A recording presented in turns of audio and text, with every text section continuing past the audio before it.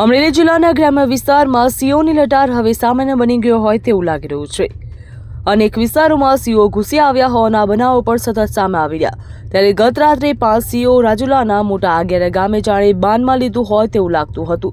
શિકારની શોધમાં આવેલા સિંહોએ ગામની શેરીઓમાં રખડતા પશુઓ પાછળ દોડ્યા હતા।